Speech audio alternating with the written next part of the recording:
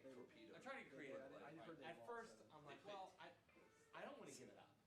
I mean, I think you'll probably. It's such a great space because I know once I give it up, it's gone.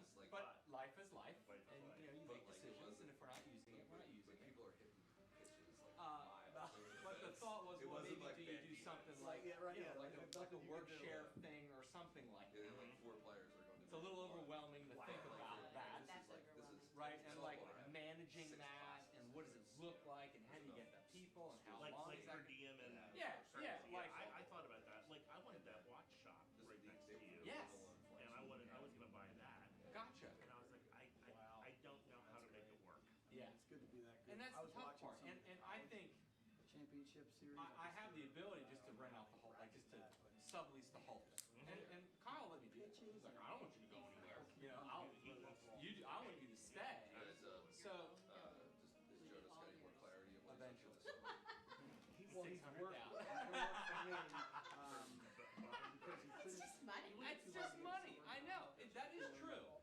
And so that's the hard part we've been like trying to process. You know, is I love to do, you know, like an open workspace. Yeah. I gotta basically go. How do I get that going? I mean, it won't cover everything. It'll offset it. Maybe that's okay. These are all things like I'm thinking about right now. I'm not so sure how to like. I didn't know if you You're knew. already thinking about a second business. We have a lot. Is that what it is? That's what it is. You're right. Well, then I have 3 businesses. We have the other side is so a lot of what we do, not to digress too much, but I will pursue this discussion later with you. But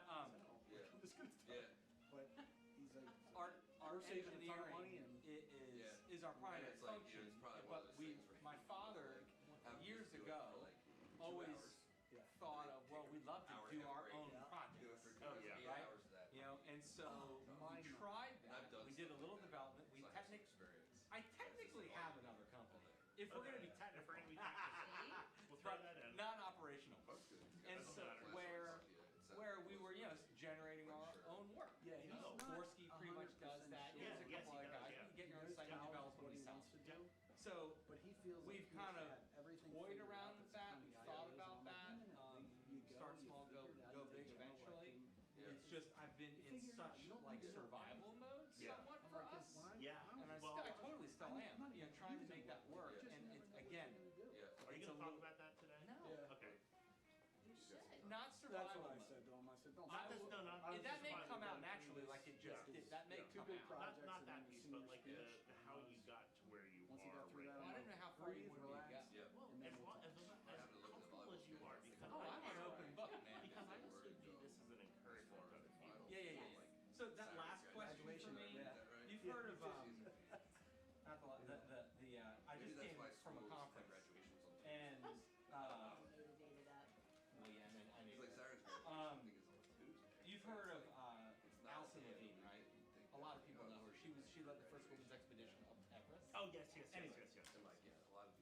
I heard her talk. I saw like 30 speakers last week, but she was one of them. And something that she said, like, it really stuck with me. And again, it's basic, but it's kind of going back to What's your timeline? And so we get defeated through that. I know I did, Yeah. but I didn't know how you actually summon Everest. I thought you start base camp, you go to camp 1, you go to camp 2, you go and you summit. She's like, why do you think it takes 2 months? You go to base camp for a week, and then you go to that for a night, and then you come back for another. Oh, really? And then you go back to camp 1 for 3 days, and guess what? Then you come back to base camp. Then you go to second camp for 2 weeks, then to camp 1, and guess what? Then we go all the way back. It was like the perfect analogy that, like, we all know that somewhat, but it hit me at the right points in the right. Yeah. I don't think I've ever heard that. Yeah, so that was like, you know, my notes on like the key takeaway through the pandemic, through those things, because I'm still in that right now. I think I'm still coming probably back to base camp. You know, I probably was up at 83. You know, but sorry, we got to come back to 1. So there was a lot. It's just a perfect analogy. We know that, but it's a good system. She had a couple of little like fun notes in here that I would pull out if asked that question. But you know. No. So yeah, I have too many notes. You gotta do what you gotta do there. This one was a little good stuff. I'm not that good at because that's just a lead time. No, it's fine. Awesome. So we're hoping. It's your job to weave it in. Oh, here we go. What's one device, One of the okay. RTUs is perfectly working. It's not Oh. That might be it there. So we're cool. Huh? We're That might good. be it there where you talk about that base. Well, I would think, When you're already in, it's I would think, like all the duct works good. like, what coming out of the shared experience of the pandemic, what's a key takeaway you learned about yourself and your business? In your business. I felt like that's kind of where that would be, but I'm happy to, Yeah, they I'll have put like wherever old you fruit teller. Wherever The drive-through there. with- I have a feeling you're not even gonna get to me, which I'm fine We're like, well, that's pretty cool. We just have our text go by. We drop stuff in. We're like, We are gonna that get we to. got. Oh, we'll get to. Oh yeah. Don't worry Oh, about no. that. But yeah, they had some pretty unique operational things that we would never use. It is on. I hear it. Are we on there? Oh yeah, we are on. Nice. Testing, testing, 1, 2. So don't say anything you don't want to say. So don't say anything you don't want heard. puts us live, doesn't tell us. You just gave away half your secrets on the mic. Trying to remember what we talked about. Yeah, exactly. Isn't that something? Testing, testing, testing. 1, 2. It starts at 11, right? Yep. So doors are I open. watched Yeah. that already today, so I'm like, It's early. So you're like 145. it's the early programs that you yeah, can. Oh, the cutest. beautiful He face. is so The cute. My cheeks. grandbaby. Oh, So cute. I love it. Are you kidding? 50? I'm not cheating. I love it. I love it. He is something else though. Is that your only right He's now? my only Okay. right now, yeah. How old is he? What, 3, He'll 4? be 2. 2, there He'll we be go. 2, yeah. So fun. He is something. They are Racing around. Yeah. Crazy child. No fear. No fear. Yep. No fear at all. I have I'm on the younger side. I have a 4 and an 8. Nice. And the 8 is very much like me in many ways. Or he's a mix of course, but he tends to be like very strategic. He likes to prep, and then he'll execute. And we give this example of the stairs. My son did not walk up a single stair until he was ready, and then he ran up the stairs. Whereas my 4-year-old humbled for weeks Sure. and figured it out. Like that is the fundamental difference between the two of them. So the youngest is my brute. He just is tumbling and rolling everywhere he goes. So he's a good, Bumps and bruises. yeah, he's a good guy. Yeah, I find people at these 11 o'clock ones come at 10:57. It's all good. That's usually when we show up. Thank you all. I appreciate this. I'm excited about this. I'm really excited about this. I had so many people say, I'm coming because so-and-so is going to be there. Andy told me if I heckle him, he's going to heckle me back. Let's see how that Love works. it. Yeah, and this morning, so my wife, I may or may not have forgotten to tell her I was Oh, doing this. see? And so, right? So last night, so I told her like last night. She's like, what? So then last night she's like, well, can I come? I'm like, hey, yeah, no, sorry. Did you seriously? No. Like, you can if you want, but with the kids, she's got the kids and all that. So great. I'm like, but it'll be online. You can watch. It'll be online. Okay. I can watch it later. Right. It's not the My same as wife being. was like, I'm not coming anyway because they got something at school for the kids. Isn't that something? I'm like, Yeah, exactly. I said, that's why I didn't ask you because I knew you were going to be at school. for See? the You kids." knew she was You're gonna being have something thoughtful. going on. My guess is Andy won't get here till 11:30. I love it. He was running into some snags before Oh. he came here, before I left, so seriously, we got it. There's no snags that happen when you have stuff going on. Right. Yeah, your business. Whew. When I looked at this one question about the pandemic, I thought you were business. I have a short answer to that because you can. It's either I say This time of nothing year or I is a say little bit more- we're literally here the whole hour just talking about that. Crashing. Yep. I spent some time with you during the So pandemic. it's exponential. What? I spent some time with you during the pandemic. Like, It was horrible. It was painful. It was And horrible. my wife is a school teacher, so Yes. she's on Yeah. Me she's too. that as well. And it So didn't it's feel got like you were getting 4 anywhere. end-of-year schedule. Well, That was the part that I ended up having to kind of like, Like we didn't have any events that year, but I don't know. You probably that didn't say your creates employees a always. challenge. So we I got was tab putting out houses so kind of Yeah, much dude. How's that going? It's coming. to Yeah. people. Yeah. Need any help? You What do were. you need? And you were Which is why I supporting didn't me hear. still. You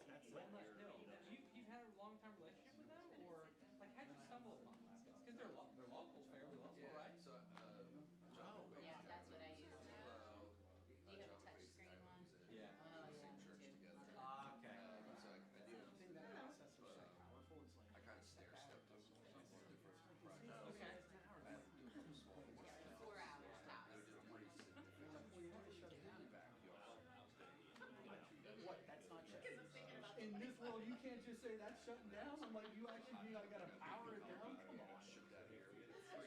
Oh my god. And so then I was like, all right. Yeah, but at the end of the day, it's all my fault. Tap So house. it's not the battery, like, it's my fault. It's ridiculous. It's like most things in life. Terry, how are you? Good. They figure it out. Yeah. Framing and different kind of tracks. Yeah, like 9 and 12. No, they're not yet. Yeah. So I think you kind of know. It was like Somebody just said to me last week. To go from Indiana to Monday. Oh, for sure. I would definitely. I don't have a way. Yeah. It sounds like they do everything from small to large and everything in between. Yeah, I mean, I went to Yeah. They didn't, they recognized my house, but I don't know if we're gonna do it yet. it's been a while. like over at like an Arcello Road. So, yeah. Like Alan Myers. Gotcha. Lots of dirt. Lots And he's of gonna push cycles. through Yeah. that. I haven't touched base with Tom. I'm actually going to today. That's good. Yeah, from your guys. Crushing the sound Through the township. Alan Myers. long huge orbit. So that's when the security We did it twice. They looked we're moving them in. Nice. another highlight was right. Yep. Yep. Yep. That's a big part of what they're doing. Yeah, so I think they're gonna clean that up and blade it off. I'm looking for a plant with wind company right now. See that actually plays out that way. Yeah. That is a benefit to something like that, you know. Yeah, that's a big benefit to having a company. They've done stuff like this. Well, it worked out good because they, Yeah, I the whole Richmond area, Yeah. Let us make I went out there She wants us to make faces. February. Yeah, perfect. also babies. So I went up in February and was able to see him. Yeah. And then I saw him again more than They're good people. and then a week later. The boys.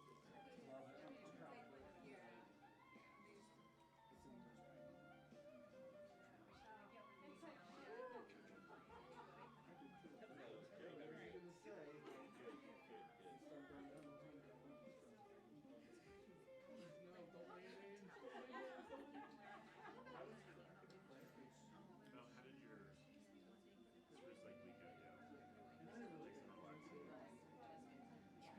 A little work to do.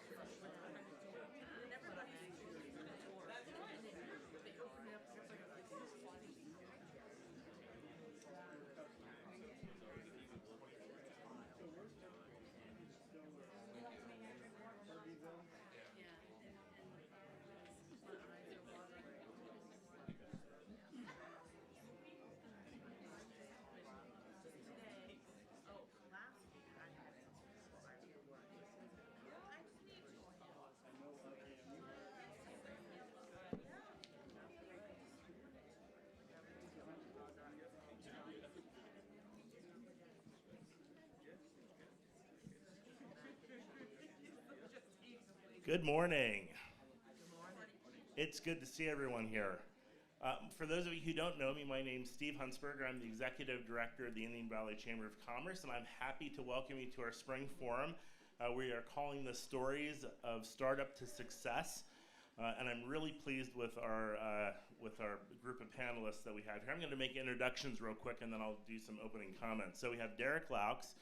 Derek is founder and current Executive Vice President of Excel Communications Worldwide and President of Integrated Security, and has a few other titles which he probably will tell us about through the morning.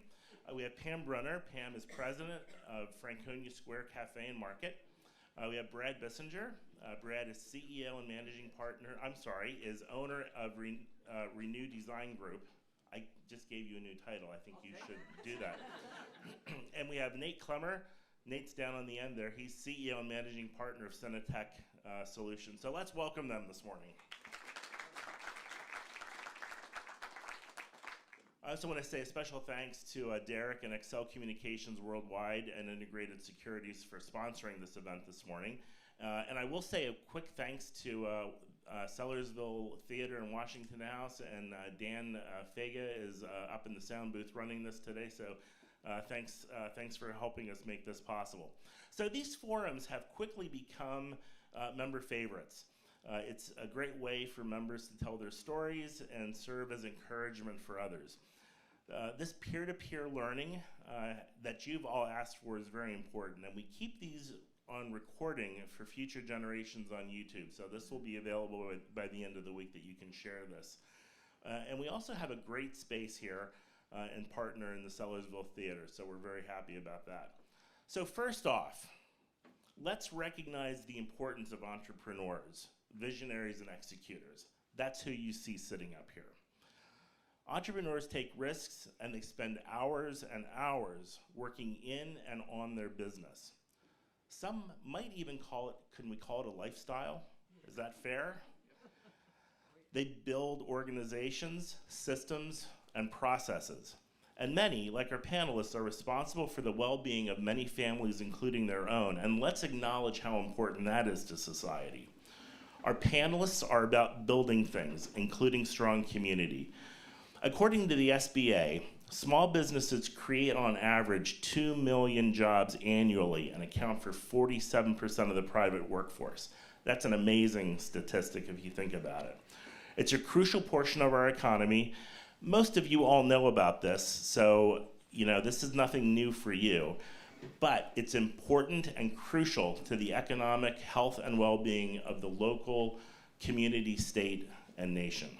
But we're here to hear from you this morning, so let's jump right in. And if we have time, at the end we'll take some questions from the audience as well. But Derek, let's start with you. So can you tell us the story of your founding, and actually tell us a little bit about your business, but tell us the story of your founding, and include people that were involved with it and why you chose the business that you did. All right, so we're going to start off with an easy question. And what happened to the ladies before gentlemen? I was anxious to hear your story, Pam. So, story of my founding. I'm going to tell a story. So I'll never forget, it was December of 1999. I was working with a company I'm in an IT company, and we're at a Christmas party, and the owners are sitting there, and they're explaining how profits were through the roof, best year ever, just what an amazing year and how grateful they were. About 6 weeks later, we're having our reviews, and we're asked to take pay cuts. And to me, it was I'm like, what happened 6 weeks ago to now? So I took a negative, and I just thought about it, and I said, well, I never want to feel this way again. I talked to fellow colleagues and employees with me, and I saw how much pain and hurt they felt through this process of taking pay cuts after the best year ever. And I just started to talk to one of my partners in the business who was there, and he was second in command and a good friend of mine. And we spent about the next 8 months trying to plan of how we're going to do something different. right? And so I took a negative, made it a positive, and one of the creeds I live by in my business is never put profits in front of people, and you never forget where you came from.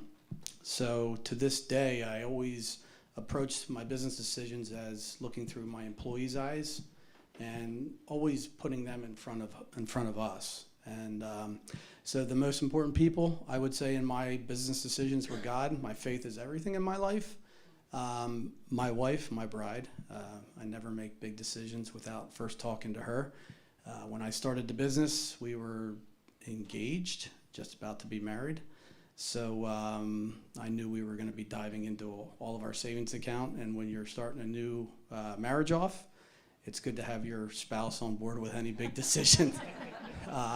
And then, of course, at the time, my business partner was George Nolte, good friend of mine.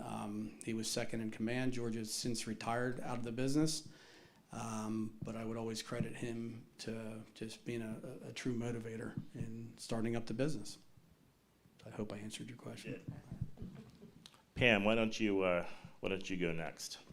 So many of you know me through my hat that I wear at the Franconia Cafe. I know so many faces sitting here. I think most of you have graced our doors there. But Andy and I have taken a new adventure in the last few years that I have sitting here in front of me. So today I'm taking off my cafe hat for the most part and putting on my Old Town Cracker Company hat. So we've started this new business out of a growing need to have a product that is no longer available.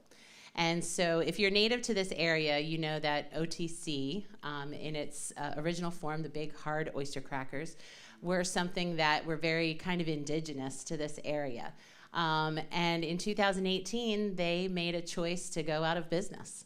They sold the recipe to someone, and the guy tucked it in his pocket and moved away. And they have not done anything with it. Andy said, I am going to take this as a challenge, and we need to have these crackers to serve with our oyster stew, and I'm going to make them. And I was like, you are out of your mind. Because we have way better things to do than make crackers. And he's like, nope, I'm doing it. And I give all the credit to him. He spent the hours putting in and formulating and trial and error to ones that were terrible, to ones that are now great. And I do give all that credit to him for getting that started.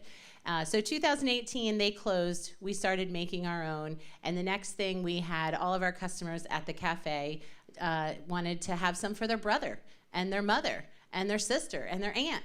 And the next thing, we had customers driving an hour or two to come and pick up crackers. Like, who would have ever thought? Crackers, right? And so now it's this thing. And we're like, what are we going to do with it? So I'll bring you into 2020. Of course, the pandemic happened. The restaurant was kind of in crazy land, which we'll address later. But we started making crackers because we needed more to do during that time, I guess. And then by 2020, the holidays, because of course in our area everybody uses these to make oyster filling or scalloped oysters. They needed those crackers to make that filling, and the orders were so great that we couldn't make enough way to stop taking orders. By the holidays coming on of 2021, we were producing pretty regularly. Every week we were producing, setting them out on the counter. We could barely keep up with the demand, but we did make it through the holidays that year. And we're already in conversation with Tom Berge at Berge Creative, saying we need to do something more. And so Tom helped us develop a logo, helped us develop a website, helped us develop a little bit of marketing, and also convinced us to sell online. So March of 22, we opened up an online store, and up to date, we are in 25 retail locations. We are sold to 46 states, and just last week, we signed a lease on a building to expand our production, and we'll be moving down to Harleysville, across from Green Tweed in the industrial park there. We'll be having a manufacturing plant there. So I give lots of credit to a lot of people along the way. Andy, just walked in the back door there. He is the one who brought on the development of the product, and we could not do business, I think, without each other. We've done business together since 2001. Some people, think, how can you have your spouse by your side all the time? I'm not going to tell you it's easy all the time. And we'll be the first ones to admit that. We share an office, we share a home, we share everything, right? And sometimes it's hard, but for the most part, I can't imagine doing business without him, and I'm grateful for that. So that's our nutshell of where we came from and what's driving it, and we'll talk more later. Dare I say that they're better than the originals, Andy? You can say that. I can say that. And quite honestly, you can't have holiday dinner, Thanksgiving or Christmas without these. So if you're not familiar with them, you have to get yourself a bag. You have to crack them first. That's very important. It's critical. Brad, would you share with us, please? Absolutely. Brad Bissinger. I have a small civil engineering and landscape architecture firm in Souderton. I could spend probably 10 minutes explaining what we actually do, but maybe at some point I'll get to it. But primarily we help people develop large projects, schools, universities, dorms, and we do smaller things too. That's as short as I can make it. But our company was founded out of survival, really. We all work for a large full-service engineering firm that used to be in Towamencin, used to be called Shore to Palma. If any of you have been around here for a little while, later name changed to CMX for various reasons.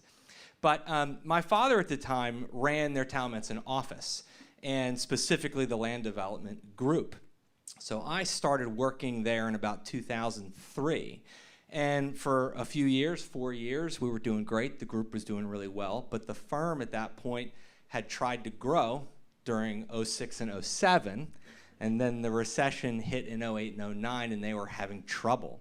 So a venture capitalist firm kind of came in, bought majority, and by 2010, I believe, over 1,000-person firm was gone. But during that time, it wasn't exactly a healthy environment. Right? It was 08, 09, early 09, they started doing massive layoffs. 20 people come into the conference room, boom, boom, boom, boom, boom, boom. And so our group had been able to hold it down because we were doing well relatively, but we knew it was coming for us. So there was a great group, a team that was in there that essentially went to my father at the time and said, hey, his name was Ken, hey, Ken, we're not doing good out here. Everybody's very sad. Depressed, can we have some hope here? And they said, if you go, we'll go with you. And mind you, I really had nothing to do in that conversation. I was on the other side of the building in like a cubicle on a computer.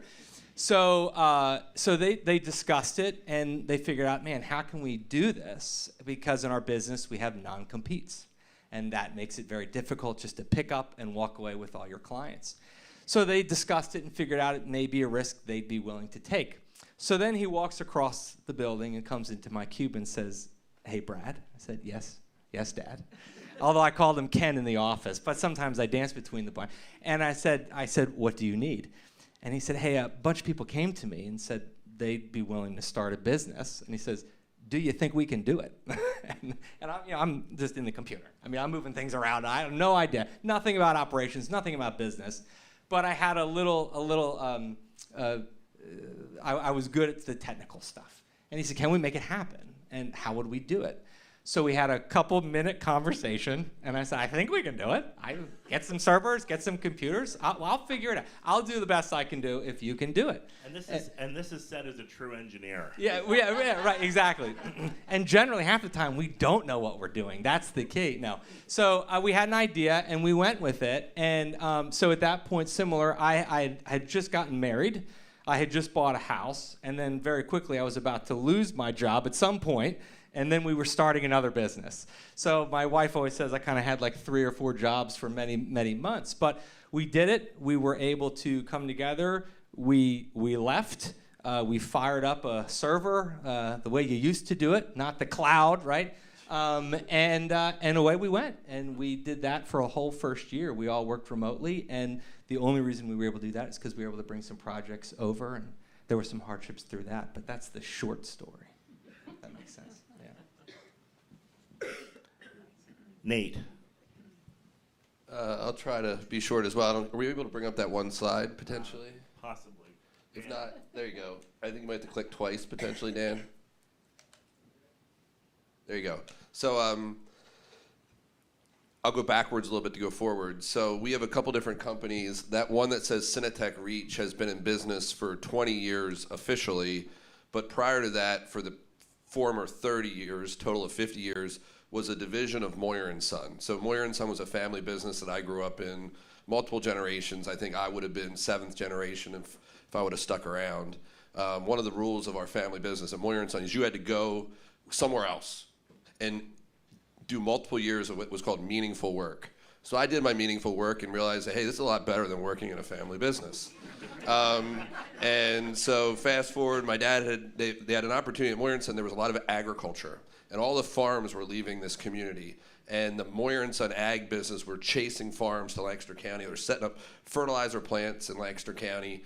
They had an opportunity to sell that business, and so it made sense. They sold the ag business. My dad was running the ag business, and that was his primary responsibility for him and his two partners. The business was evolving to home services. It's now Moyer Indoor Outdoor. And my dad was the youngest of the partners, but he kind of felt like maybe it was time to move on. Growing up in a family business, I think he always questioned whether he could have done it on his own. So this was a chance to kind of maybe leave and move on to something else. And so he took with him this business that we now call Synatek Reach, which was sort of the non-farm agricultural part of what Moyer & Son did, because the company that bought the farm assets didn't want it. So it started with like 7 people roughly 20 years ago. At this time, I'm like pursuing, non-family business stuff, and I was working at TH Properties, and I figured I'll be there forever. My dad called before he decided to sell. He said, "Nate, you think you're coming back?" I'm like, "Nope." Sure enough, THP went bankrupt. I went with it. No plan for what's next. 2 kids, 3rd one on the way, bigger mortgage than I could afford. And basically my dad said, hey, I could use someone who can do accounting, because believe it or not, I have an accounting degree. And my title used to be controller. Internally, I was always known as the out-of-controller. But my dad said, hey, I need someone to help with accounting at this little Synatek business. And so I started doing that part-time, like 5 hours a week kind of thing. And then that just sort of grew. My hours grew, and then the business grew. And my dad just felt like it was a good time for him to be done. So about 7 years ago, I bought the business from him.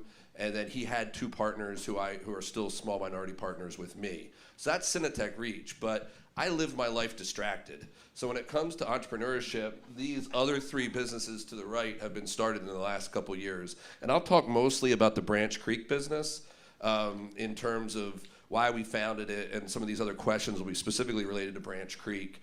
But we started that business because a lot of the other things that we do are things like Roundup. We make chemical fertilizers, and I just felt like there was a better way to do all of that, alternatives to Roundup, alternatives to chemical fertilizers. And my wife and I built a house on this Branch Creek. We all know that around here. And that was sort of like the backdrop for which this whole, I'll call it, thought process for Branch Creek started. And I'll talk a little bit more about that, but that's the backstory. So one thing that I noticed as everybody has been speaking, you probably caught this. You all started your businesses out of necessity because something stopped being produced, or you needed to go another direction. So you would not have necessarily gone down this path, my guess is, if a roadblock hadn't been thrown up in front of you. Just want to throw that out there. So Pam, let's start with you next. So Derek, we'll let ladies go first, and then we'll just kind of go down the row and then come back around here. So what is the biggest surprise that you encountered? So this is either your new cracker company or whatever it happens to be. What's the biggest surprise that you encountered as you started your new business? Well, I already told you that it wasn't my idea to start this, and so that was a surprise that it grew and became this thing that we couldn't imagine. But I think the thing that cracks me up more than anything and has surprised me is that people are so passionate about crackers. And I know that sounds really wild, but as we've been developing the company, customers are writing to us about how we saved Thanksgiving And I'm like, what? I mean, like, how does that happen? And other things that they said are, we've brought back a memory of a loved one that we used to share these with. And then also, they've also been able now to make the recipe that their mother or their mother's mother, grandmother, whatever, made. And so it's a memory. And Andy and I have learned, if we've learned nothing else through the last 22 years, that food is a memory. It takes you to a place and a time immediately. If you put something in your mouth and close your eyes, you are immediately transported somewhere. And these crackers do that. So the next goal, with knowing that, is how do we create the next generation of people who need these crackers to make another memory?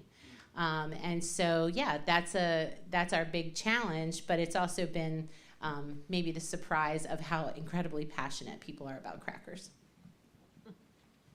Brad. Oh boy. This is the biggest surprise, huh? Well, like I said, when we had started in 2009, we had 6 people. We started with 6 people right out of the gate, and we started with 3 projects.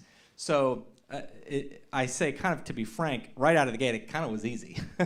We fired up the systems, and we rolled right over in producing. It was the same team, same templates, same work. So that side of it was pretty fluid, and we kind of rolled right into it. The only thing that we had to look out for on our side, specifically, again, was these non-competes. We did receive several letters from attorneys. We did figure out how to handle those. Essentially, we bided time.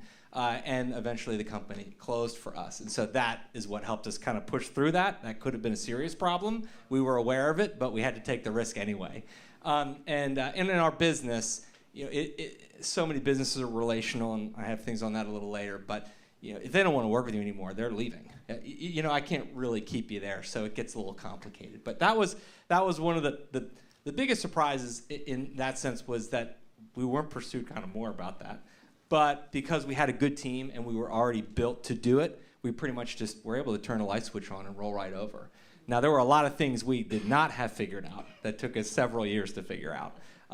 But the functions were pretty straightforward for us. So it was an easy transition for you? In our case, yes. Excellent. Yeah. Nate. So I think maybe can we bring that slide up again that had the different entities? So like we talk about like starting different businesses. I think of it more as it starts with ideas. You know, we kind of say like, what's the problem we're solving that no one else is pursuing? And then we go to work to solve that problem. And then we come up with something. So like we've got an ice melt product that is as clear as water. It doesn't contain any salts. It's the only ice melt product in the world that's Green Seal certified. It's considered to be the safest environmental product for de-icing. But it fits under our Branch Creek brand, better for the planet, that kind of thing. We have issues with, across the United States, we have issues with water quantity out west. And so you have places like golf courses and farm fields. And it's like, what would it look like to develop a technology that would allow farmers and golf courses to be able to put amendments with their water to essentially get more out of it? And it was like, that's an idea worth pursuing. That fits under our Ecotronics brand. And so I can't say that, you know, when the question is what surprises you about starting a business, I would probably change it to say what have surprised me is launching a product. And I would say the adoption curve is far longer than you'll ever expect it to be. So like it's that curve that starts thin and it's got this big belly to it, and it's like innovators, early adopters, and it's like first majority, late majority, maybe seen the curve. That beginning is painful and really painful, and it's way longer than you'd ever think. And you'll talk to friends and family that'll give you all the praise in the world, so you get this false sense of security. And so, like, you know, you just think it's all going to work. It's going to be so quick, and then you get into the curve, and you're like, this is terrible. So I think that's been a surprise. It's just how hard it is to change behavior has been the biggest surprise for me. Never even thought about that. Thank you. Derek. Wow, biggest surprise. So I guess it would be in August of 2001 is when I officially gave my notice and was moving on from my last job.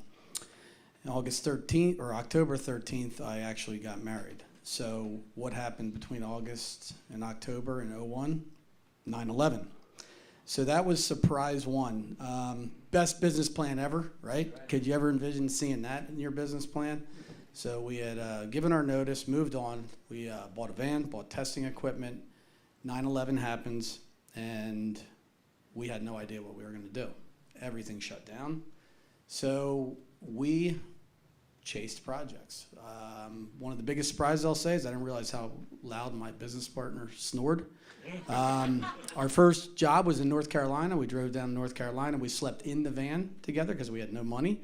And I could not believe. I wanted to sleep outside in the pasture because he snored so loud. So we joked about that, and we grew from that. So since then, we had 9/11, we had the 2008 recession, and we had the pandemic. So I'm not going to say there's much that surprises me anymore, but I would kind of agree with what Nate said. I'd say people are changing, and hard work ethics are changing, and labor force is changing. So the biggest surprise for me is watching how that labor force has changed in about our 23rd year of business. So we often use the term passion, particularly when we talk about founding a business. So Brad, let's start with you. So what is your passion, and how does that or did that connect with your business? Yeah, this one's an interesting one for us. So one of the caveats about our business is my father and I and 4 people started it, and then in 2018 he unexpectedly passed away. So I was technician, operations. He was everything else, business, relationships, BD, and then one day he wasn't there anymore. So I was, in many ways, clearly not prepared. The company wasn't prepared for that. You know, he always thinks he had 10 more years. And so this one was really hard for us because I came in the next day and said a very enlightening thing. I said, well, here we are. And, I tried. I didn't know. And everybody, of course, was there, and they understood. And I said, we're going to do whatever we can do to keep this thing going. So they hung in there. They all hung in there with me. They helped me. But a part of that, something very interesting, is that my father worked for several engineering firms in the area. And a lot of his business was doing business development. And a part of that was figuring out who are we, what are we, how do we do it, how can I sell? I've got to know what we're doing. I can't sell, right? And he was amazing at that. I found old articles in his file cabinet of just articles out, and he would make notes. This is what we need to do for 20 years ago. But the saying is, the cobbler's kids have no shoes. He never did that for us. So in a moment's notice, we had to sit down and say, well, what do we do? Well, we know what we build. We help build schools. We help architects. We help contractors. We help get land development approval. But why are we here? What are we doing? As if I needed more, as I tried to dig in to take over the company, financials obviously are important, but why are we even here? So that was something that took us a multi-year venture that I would say probably only last year did I actually figure out. But it was mainly due to marketing. We had to sit back and figure out, all right, well, who do you want to market to? Well, I think here. Well, why? And who? And for what? And so one of the things that we have is, the business has a bigger purpose. What we do is that venue to communicate with people and to connect. But, our mission statement is to, honor God through the level of care of our clients, generosity where we find ourselves, and thorough designs to create a positive impact. And so it's much bigger than what we do. We're really trying to help our clients create a big space. And an example of that is schools. A lot of people and a lot of diversity, even in Souderton, attend those schools. Those places are more than just a place that they go to learn, right? They go to get fed. They go to play. They get energy from that. So we know that. So we use that to kind of make sure that we create those environments that have that impact on kids and in the community. All sorts of projects. It's amazing how you can find ways to do that through those pieces. So we didn't have passion. I don't think we had passion for what we were doing, but we didn't really know kind of our why. So over the years, I've been able to work through that, and it can be painful. So it took a little while, but our tagline is people-powered, solutions-driven, and those are really my passion. So The people piece of it is, I really love working with people. I love the team of folks that I get to spend with every day. But along with that comes sort of a responsibility to be innovative and to grow the business. We have a very low turnover rate, and some of that is because we keep generating new opportunities, so talented people don't have to go elsewhere. I'm a big believer in first who, then what. I'll take the wrong person I'll take the wrong person. I'll take a bad idea with the right person than the opposite. And so the people piece of it's always been a passion of mine. And unfortunately, it does force growth, because if you're going to keep people around, you got to keep finding new opportunities, and so you got to keep being innovative. So one of my passions is the people side of it. The other is just solving problems. I mean, I mentioned earlier I live my life distracted. I'm just always on a swivel looking for a problem that needs to be solved. I love helping other people with their businesses. I'd far rather help you guys solve the problems of your business than my own. It's just like something I do. So I can't stop that part of me. Drives my wife crazy, but it's just like I'm constantly scanning the horizon looking for problems that need to be solved. And so those are passions for me. They're kind of like my hobbies in a weird way. But yeah, they kind of manifest in the business, I guess.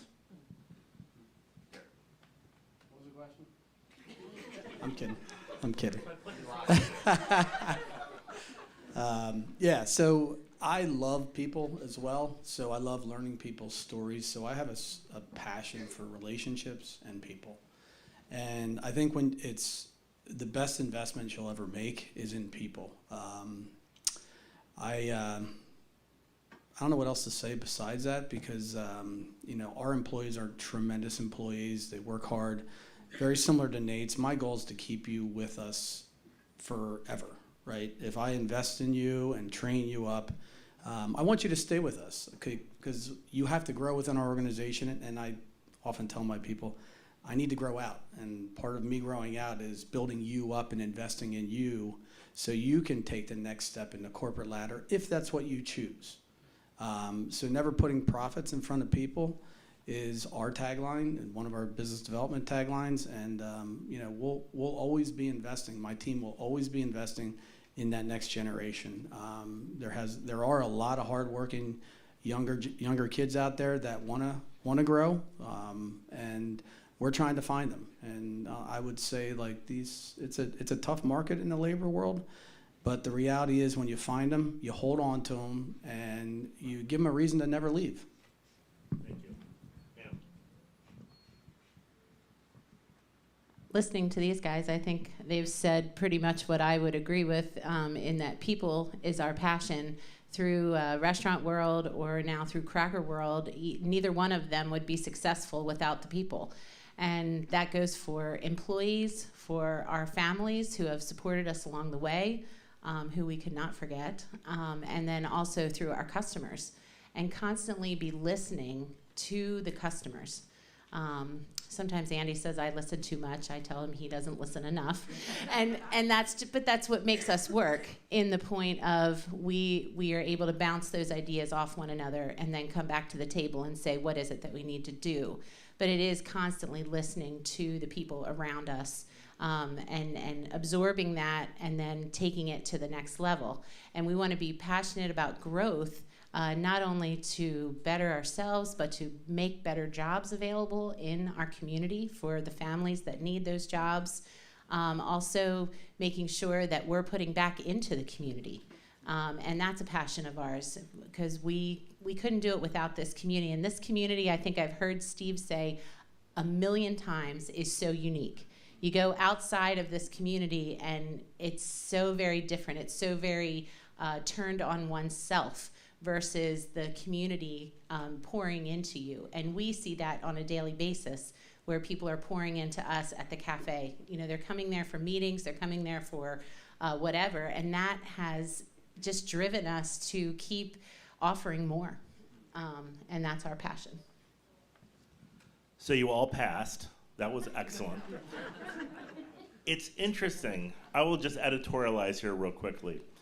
When I hear high-performing business people talk about what their passion is and what they're in the business of, whether it's the equipment company, is it Barry Waymiller? They talk about they're not. It's not about equipment. They're in the people business. You heard that from every single person up here. A lot of our other forums also big with the big businesses.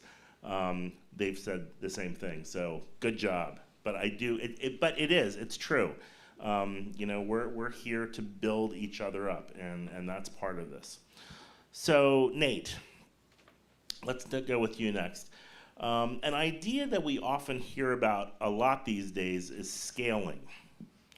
So can you tell us a little bit about how you have positioned your business to grow, and maybe takeaways from how you've implemented that? Yeah, so scaling, we talk about the people side of it. It's very difficult to scale a business if we don't have the right human talent. So that's a huge part of it. Infrastructure is another big part of it, particularly for this area. For the type of business that I'm in, we need a lot of warehousing, trucking, that kind of thing. And I'm really committed to being in, call it the Franconia, Souderton area, because I live in that area, we go to church in that area.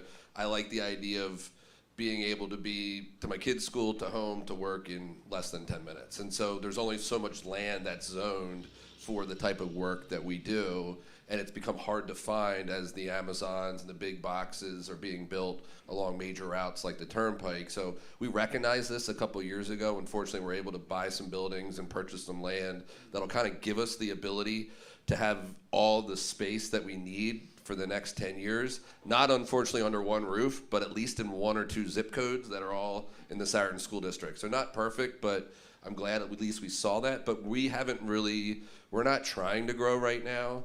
The last 2 years during the pandemic, a lot of our business was supply constrained, so we were only going to get so much of whatever.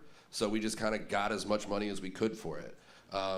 We talked about innovation. It's very hard to innovate when the only thing people are thinking about are masks and vaccines. Doesn't matter what idea you have, it's really hard to get people off that. So we kind of turned off the innovation button and just said, you know what, now's not the time. We're kind of getting back to a time where you actually have to grow your business the old-fashioned way, which unfortunately means take it from somebody else. And so I think we're going to see growth in our companies, but the last couple of years, we've pretty much stayed at about the same revenue number for the last, it'll be 3 years. Thank you. Derek. I guess I should just hold this thing. So I'm going to say scaling. We've strived to plug into our clients and let our clients help to grow our business. When you develop strong, deep relationships with your clients, all you have to do is listen. What are your pains? What are you missing? What are you not getting serviced with? So we've tasked our whole business development and sales teams to kind of cross-sell. So we started out in the IT technology world. We've added an audiovisual world, security, automatic doors. So we've actually listened through these relationships, the strong relationships that we've developed over the 22 years, and listened to the pain of our clients and actually built a business plan around their pain and a way to service them. And since we've been entrusted with so much, when you're talking about people's IT network, there's a trust. When you're talking about security in organizations, there's a trust that you have. So when you have a trusted relationship, you just need to listen. And when you're listening, you've already broken down those walls of, credibility. And does this company have integrity? Do they have character? You've already had that. So bolting on another division of sales is an easy thing to do because you've already built the trust with your client.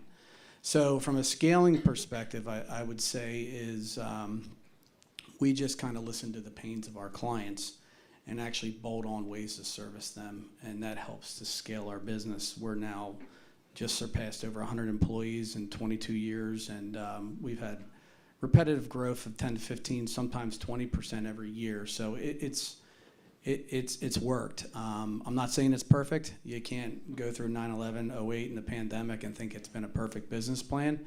But the reality is it is. We chase people, not projects.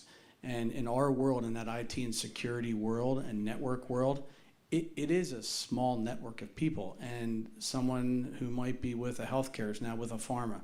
So when you develop deep relationships and trust a relationship with these people, wherever they go, they tend to bring you with. You know, it's kind of what we do. So when we started rolling cracker balls, we had nowhere to go but up. We were literally after hours at the restaurant, pulled out a couple tables in the middle of our kitchen, sat with my mom, my father-in-law, my daughter, our daughter, Andy and I, and maybe a friend or two that thought it might be fun, which they found out really quick it was not. And they would only come one time. And really there was either you stop or you move forward. And it was really interesting to me how people in our area who are successful people came to us and said, we think this is going to be something.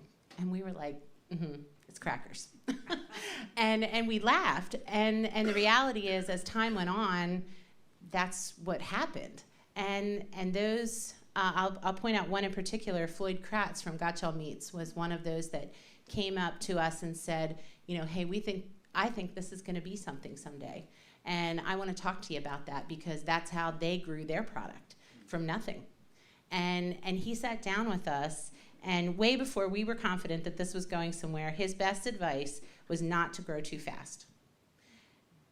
We took that advice to heart. We slowed way down, just slow and steady. We transformed our kitchen after hours to make a product, and we outgrew that space. In 2022, we made a new space at the cafe. We squished everything into the dining room, made a new space, and we outgrew that space. And now here in 23, we're moving into a new space. So I don't know that was the projected scaling that we thought it was going to be, but we're excited about where it's going. And Andy is my visionary who keeps pushing. He already says, I have dreams of automation and all of these great things, and it scares me half to death. I mean, just to be truly honest with you. But it's the reality that we're hoping will come to reality. Yeah, like what Derek said, chasing people, not products is exactly what our business is, right? The problem is that it's hard to chase people sometimes, and it's hard to get in the door, and people have their people, and we're comfortable, and it's usually not until somebody has a problem that then you get an opportunity.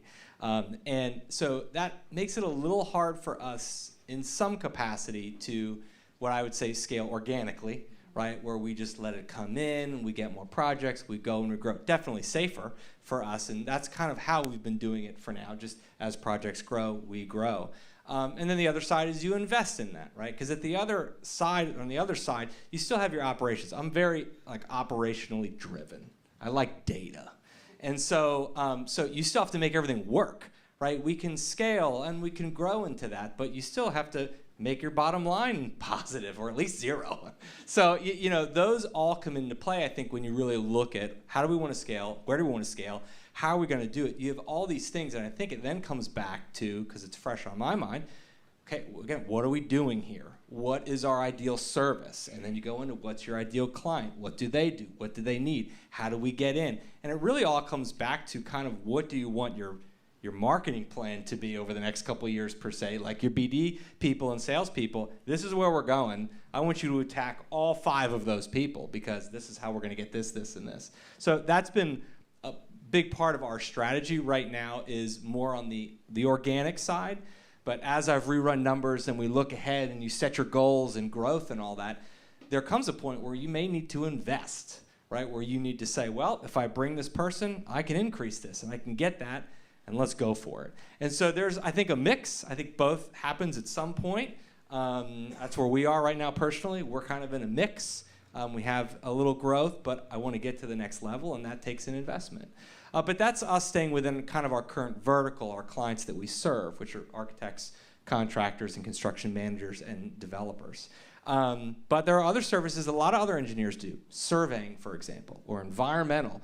You know, I could just go hire a surveyor, bring him in, and I just added an arm and away we go, but that's an investment. So we've tried to stay away from going too wide because there is a lot of opportunity out there for really good new clients in exactly our wheelhouse. So that's how we kind of have focused on that. Would you share that analogy of climbing Mount Everest? Oh, you're cheating. Okay. Oh, are you not ready for that yet? Well, I wasn't ready for it yet, but that was going to be a takeaway. Okay. Well, I'll hit wait it for now. that. No, I'll we do can whatever wait you for want. that. That's fine. All right. I shouldn't have told them some stuff. It's so good though. So, Derek, let's come back to you. So we're coming out of a shared experience of the pandemic, and I'm tired of talking about the pandemic. I'm tired of talking about the new normal, but I think it's still in our psyche that we need to continue to use this as a place of a touchstone.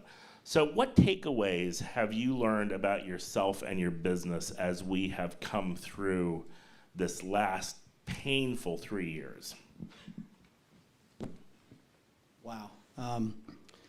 So, bottom line for me is I'm gonna go back to my employees.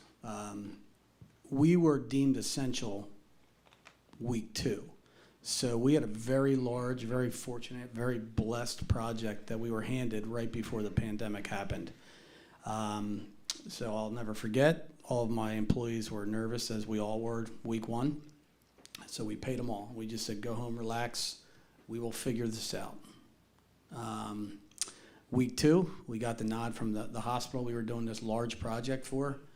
And they said, hey, you guys are essential. We need to get this project moving and going. So it's one of the hardest things I think I've done over 21 years is send employees into an environment that nobody really knew what was going on. And I had to listen to my employees stating such things as, hey, I'm wearing not even an N95 mask, and there's a doctor in full garb, like completely isolated in an oxygen, working on a patient. What do I have to worry about? We were talking to CMIUs and stuff at that time, but the reality was it was a tough place to put your employees, and you had to constantly reassure them everything's okay. So a key takeaway from that whole event, I'll say, is I've never been so impressed with the driven nature of my employees and the dedication they have. They stepped up beyond belief. So with that being said, I'd give all the glory to those employees and how they actually inspired me when I saw them working and believing and trusting. And it just models what you want out of your employees. And so I'd say the biggest takeaway is I have an amazing team behind me. I feel good that I can eventually secession myself out of this organization. One of the big scaling events that we've done is we've converted our one arm of our company to a WBE, which is a Women Business Enterprise. And I saw that I could hand the torch off to somebody and not worry about it. And the team below that team was incredible. So a key takeaway for me is feeling the comfort of being able to exit, knowing that all my employees and their families are going to be taken care of because we have such great employees and great team members in key leadership positions. Awesome. Thank you. Pam. Well, I told Steve when he put this question out here, I'm either going to talk for 1 minute or I'm going to take over the whole rest of the meeting to talk about the pandemic. But I won't do that. Restaurants and pandemic don't really go hand in hand. It was not a fun time for us, and that's no joke. The week of the pandemic, we sent all 65 employees home except one. We kept one because she had some Social Security issues and she would not be able to collect unemployment in the time. And everyone knows that the government just didn't show up to their offices for weeks and weeks on end, and we knew she would not be able to get paid. And so we kept her on along with Andy and I, our daughter, and our son. And we opened up the convenience store because that was deemed essential, and we could keep that running. So thank goodness for that, at least I think. So, and it took everything we knew from the 2001 till 2020, pretty much threw it out the door. I mean, we all know 6 weeks we were completely shut down, then 10% we were allowed to have. Out of 250 seats, that's 25 seats. yeah, what are you going to do with that? That's one party, right? Sometimes. And it was really hard to bounce back from that. But I will tell you where our inspiration came from was from the community. They were incredibly faithful, coming in when they did not need to go out for dinner, but they came in to get soup. They came in to get whatever they needed to feed their family, and took it home because they knew we were not making it. And that was incredibly inspiring. Our landlord, the Marchos, where we are, they decided to help us do Operation 52, which we took a lot of credit for, and we had nothing to do with it. It was all them. But it brought people to our door, not only exposing that the convenience store was open, but also helping those who could not make it during that time, who couldn't afford to put food on their table. For RNs, a lot of RNs showing up because they didn't have time to make dinner, and we were able to make a hot meal for them. It also gave us an opportunity during the PPP time when our employees were sitting at home going, we're dying, we need something to do. It gave them an opportunity to come in and serve the community the way they could during that time. And so we were blessed through that. And that was a lot of bring back from the community. Community leaving tips for my staff that it was incredible when we first opened up a little bit. And then, of course, we went outside, and people just ran to that. And we were so grateful. So I would say the community was our inspiration to make it through that. But I can truly tell you that we never, ever want to go through it again. I will be in the grave if I have to do it again, because it was incredibly difficult. Every day I sit, there's a bag under my desk. It's a whole grocery bag, and it is filled to the brim with all the paperwork for 2 PPPs and the Montco grant program that went out. And I have to hold on to that bag, and it's a good reminder of the time that we went through, but I truly don't want to go through it again. Yeah, several things. Well, I have to come back real quick to when Derek was talking about how you and your wife, are kind of one in your ventures, and you bounce things off each other. My wife will probably be watching this stream, and she's probably throwing something at the screen right now, because when I said back on the biggest surprise, starting the business out, it really wasn't that bad. She's probably like ripping her hair out, like, what are you, nuts? So one of the things that it does tie into the key takeaway for me is a lot of this is perspective, right? It's taking a step back and looking at the big picture, and again, at your bigger purpose, why you're doing it, and really leaning on that to keep pushing forward. Because there are several times that I've wanted to give up, and where there's been more and more risk that I couldn't take. And the funny thing about my wife and myself is that we're never on the same page. So when there's times that I've wanted to say, I think we're done, she says, no way, you've worked 24 hours a day for 2 years, like, no way. Then there's days that, we're gonna keep going, and she's like, shut it down.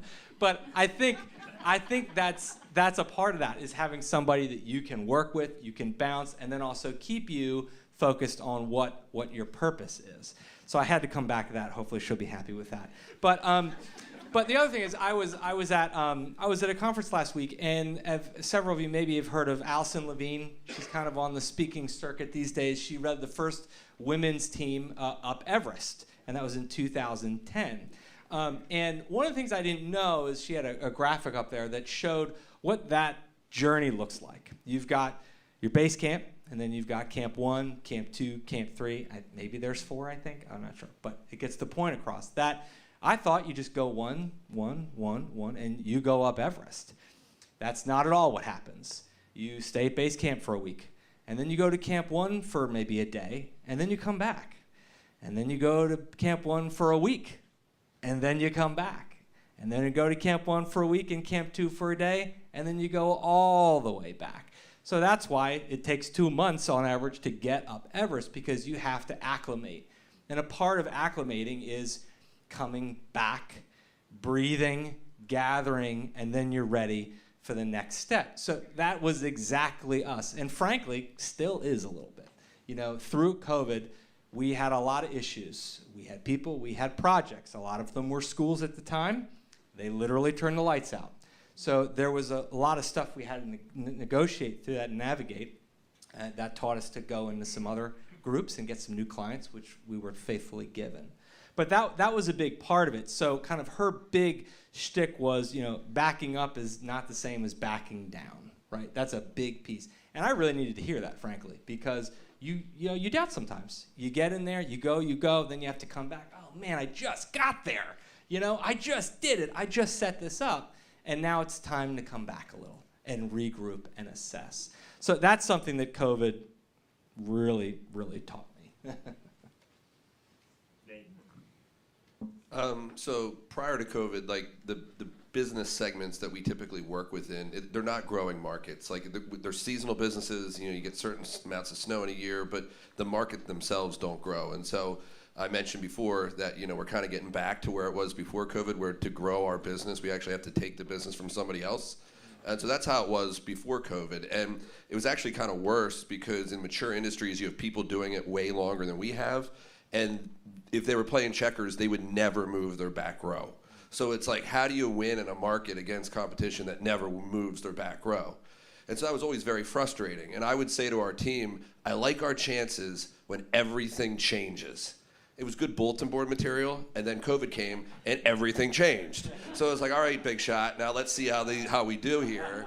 And if you think of the COVID, we think of like the pandemic part and masks and like the craziness, but it was almost like within COVID, like the business gods have blown the whistle like 3 times. Like, okay, masks are over, now I got a new problem for you. It's called supply chain. Go figure it out. And then it's like, okay, supply chain's fixed. I got a new problem for you. It's called inflation. Go figure it out. And I feel like the new ones got a new problem for you. It's called lack of credit. Go figure it out. And so within this like COVID umbrella, there's all these like mini movements. And I can say with humility, because it's really about the team that we've been blessed to employ, is we've had our best years in company history. And I know for a fact the same can't be said against our competition. So I guess, the takeaway here for me is that, I do like our chances when everything changes. And in some ways, I kind of like things to keep changing all the time. So, selfishly. My guess is, if I asked for a show of hands, many people in this room would also say the last 3 years were some of their best years ever. So I don't know what that means, but I think thanks for calling that out. So we're coming to our end of our time here, but I have one more question, which I think is important. So what is one, and Derek, let's just start with you and we'll go down the line. So what is one, and this is no pressure, what is one piece of advice that you would have for any person starting out? I have written here starting out in business, but I would say starting a business. So we're talking about entrepreneurs, founders here. What is that one piece of advice for people starting a business? I'll say find a mentor or somebody who's in business to coach you along the way. You've heard stories of all of us working through the 9/11, the 08 recession, the pandemic, and that's stuff you can't plan for. But when you have a good team or a mentor or someone who's already walked through that, it's helpful. It's helpful, and it helps to make sense out of stuff for you when you can't even fathom that we've all walked through this, and you guys have all walked through this as well. Whether you're parenting or whatever, we've had difficult times with our kids. So I think finding mentors and accountability people in your life to help you through the venture is crucial. And I would say older ones as well, because they are usually the wiser ones. They've walked through a lot more than I have, and that's important when you can say, I know. That's awesome. Thank you. I think to anyone who's thinking about venturing down the business road is certainly put on your hip boots and get ready to go in the mud, because it's probably going to happen. Get ready to go in the water. It'll probably be deeper than you think. But when you put good people around you, and that was exactly what I was going to say, is someone told us long time ago, you can never surround yourself with too many good people. And I can't tell you how many times that line runs through my head. And don't be afraid to pay for it. Sometimes you don't really have the dollars, but sometimes you have to put the dollars out to get good people around you, and to give you their advice and to help you get through the muck. And that would definitely be my super good advice, is to don't be afraid to surround yourself with too many good people, because you're going to need every single one of them. Kind of parlaying on what Nate had said earlier, complacency is the biggest piece, and you kind of talked about that a little bit. I think you're going to get tired, you're going to get exhausted, and you're going to be sad sometimes, but you're going to be happy sometimes. And so through that, you just have to know, you've got to come back to, like, why are you doing this? Why am I here? And then your responsibility to your staff, to your people, to your clients. And you have to use that. You got to come back to that every day, right? Everybody makes a joke. We're kind of the chief reminding officers, right? You hear that everywhere, where we have just got to repeat and repeat and rinse and repeat and repeat. But we sometimes forget to do that to ourselves. So as the owner, you have to just, every day, whatever it is, say what you're doing and why you're doing it. And it's okay to take a break once in a while. You need that. You need to give yourself space to build that into, it's like an artist, give you room to clarify and recenter things, but definitely don't be complacent. Always being driving. When you have that great month, what can we do better? Is there an expense we can cut on the practical side, right? Is there something operational we can make more efficient? But also just keep going and invest in yourself, like we said. Learn, find your people. But there are so many good online resources out there, frankly, with basic operations things that a lot of people don't track in their first year, and they could have done way better if they spent a day researching basic budgeting, certain things like that. So a lot of good things already said. I would say it's going to take way more money than you ever expected, and you're going to make way less than you ever expected. I mean, I ran businesses before I owned one, but it was other people's money. And once it's your own money, it's like, I got to pay 45% in taxes, and then what's left, I need to take another 45% and invest in the future. And I'm glad my wife's a school teacher, because I don't think we could have done it otherwise. So it's going to, like I said, take way more money. You're going to make way less than you thought. I would say be careful what you get good at. I see a lot of people that have businesses that may be successful, but they're slaves to them. So be thinking ahead that way. Derek said it earlier, people, it's not, profits are never over people. I always say pay yourself last, plan on that if you want the best people. In addition to all those taxes and investing for the future, you get to get paid last. I mean, that's unfortunately the reality of it. And I would say, if you're a person of faith, make sure God's a part of the decision making. At the end of the day, it's going to be his money anyway. So from my perspective, that's always been a big part of it. So I would encourage that for anyone who's thinking down that path as well. Thank you.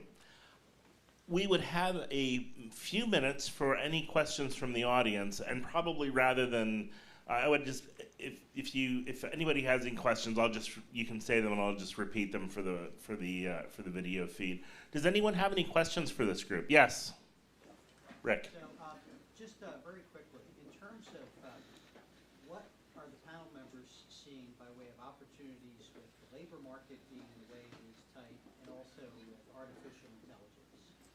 So the question was, what are the panelists seeing in regards to the labor market, and then also as artificial intelligence comes into play?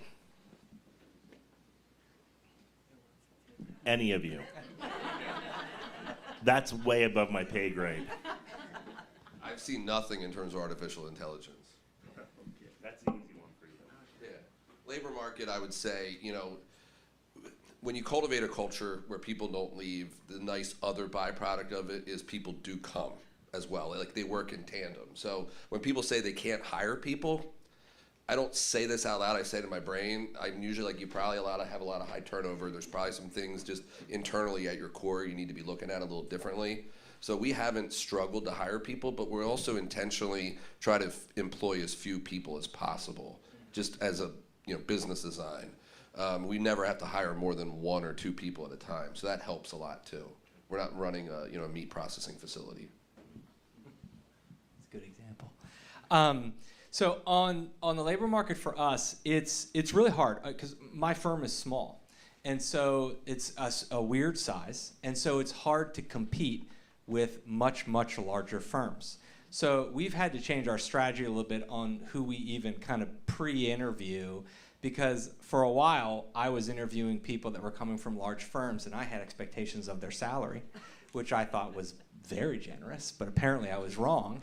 And I struggle with this culture thing. You know, we have a great culture, we really do, but there is a limit that people are willing to sacrifice for that culture, at least in our experience, you know. And so culture is great. There's also out there, you know, hire the people, right, and then you can bring them into the job. I do believe in our case there is also a balance for that too, right?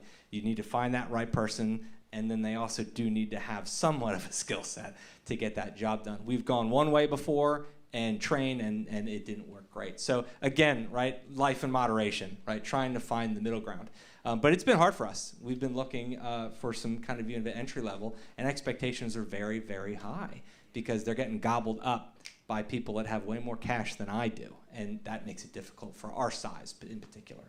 AI stuff is interesting. So we do a lot of technical work. We've got tons of screens and apps open, and we do everything we do is on the computer. And they have come out with new programs that help automate some of those processes, but it's not there yet. And so we actually, in some cases, have used some of those to get us, say, started on a design. A 30-acre site we need to grade in a, I don't know, 10,000 square foot warehouse or something, and stormwater management. You can throw in a box and it'll do it, but when you take a step back, it's not quite there. And in some cases, it's harder than if we would have just started on our own in the first place. So it's definitely getting there on certain things, but it's not, I wouldn't say it's affecting that market per se. But what it has changed in the engineering industry is separating designers and project managers. That is starting to kind of come into one, because now they're doing it live in the program in the moment. So that's been so interesting. Cameron, Derek, any comments? In the restaurant world, AI is something that you're starting to see in the food world, you know, but I'm not going to address it. We haven't really even touched base with it, because for us it's all about customer service, and AI does not provide customer service in hand. But the eye contact, the conversation that happens, that's huge. Workforce-wise, I will tell you, train up your children and your grandchildren. And no joke, the way of mom and pop world, what we work in every day, is, I think, going to come to an end, because we are not training, even in our community that is a good workforce, we are not training up our children and our grandchildren to work and be rewarded by whatever that is that they're given, whether it's verbal or whether it's monetary. And that's where our workforce starts at 14, 15 years old. And when they're not taught at home to make their beds and clean up the dishes and whatever the tasks are at your home, if they're not expected to do those things, I mean, I have kids who come in and I say, clear the table from someone's dirty dishes, and they go, well, I'm not touching that. And no joke, but that's what has to happen, right? I mean, someone's got to do it. So anyway, that's our experience. So from a labor perspective, we changed our approach in trying to go out and, you know, there's always people applying at your organization, but when they're coming in with 20 years of experience or 15, they're bringing their own ideas. And sometimes that works, and a lot of times it doesn't. But for us, we've aligned ourselves with VOTEC schools, community colleges. We have a lot of partnerships that we've been talking with where we're actually taking interns in and bringing them into our business before they even graduate high school. So we had 2 from Souderton High School that were interned with us, and we got to look at them for 6 months. And 1 kid went out to college, which is great. We're happy that he's off. 1 kid enjoyed us, and he actually stayed with us, and he's still with us to this day. So I'd say our model for hiring is changing. We're investing more earlier. We're in a technology sector and a security sector, as I stated. So we still have that physical work side of our business. And when you have that, AI and robots aren't there yet. You know, they still, there are robots that are working in healthcare, and they're helping in assisted living and CCRC environments, but they're still not there yet. So I'm not saying it's not coming. We're seeing a lot of robots, drones. We're seeing drone surveillance that are replacing, guard services. it's pretty awesome, pretty cool technology, but the reality is you're now laying somebody off, right? So there's that side of it as well, which when you're relational, you struggle with, right? So I'd say we'll be changing our approach to hiring for the next forever. And I think you need to get on board with that in order to be successful and to backfill your team members. And investing early, like Pam said, is critical. So that complacency is gone.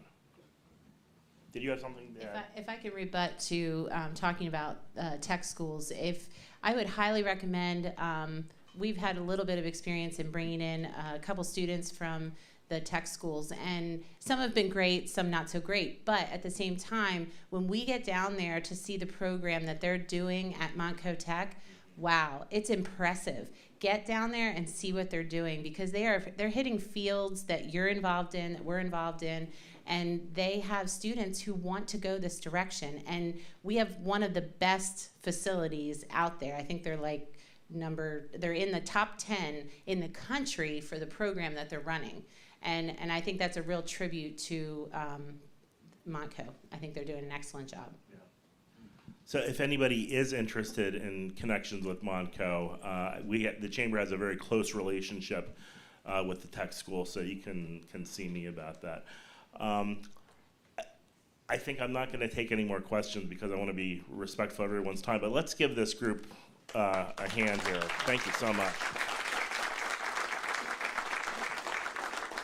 You know, I continue to be impressed with the quality and caliber of people and business owners and businesses in this community, and you saw that here today. It was, and it's but a sample, right? It's because you all, this is your story also. But I also hope that this serves as an inspiration for you. Building a business, whether you're the owner or an employee, is difficult work. The rewards are satisfaction of a job well done, and sometimes it's financial gain, but it's always that idea of moving on. Brad, you said this. It's always the idea of moving on to the next thing, the next success. Even our failures lead to success. So don't discount those. They're not fun. They can be painful, but that they move us to the next place. The last 3 years were difficult. I'm tired. You heard me say I'm tired. I'm tired of talking about it, and I won't anymore. But we need to recognize building our businesses is not easy, and we figured that out from the last couple years. But we're part of an amazing business community. I think you heard these folks say that too. And we can lean on each other for support, and that's a really important piece of what we have here. We learned how to extend grace over the last couple years, and I think that will all serve us well going forward. So I hope this was an encouragement to you today. And for those of you who are joining us for lunch, you can make your way down to the Washington House. On your way out, please pick up some information about Lead Indian Valley. That's our leadership program that we're starting to recruit for that again, and also our clay shoot. So we have to have some fun too, right? We just had our golf outing a couple weeks ago. Our clay shoot's coming up in September. But let's give our panelists another round of applause. Thank you very much. Have a great summer, and we'll see you in a couple months.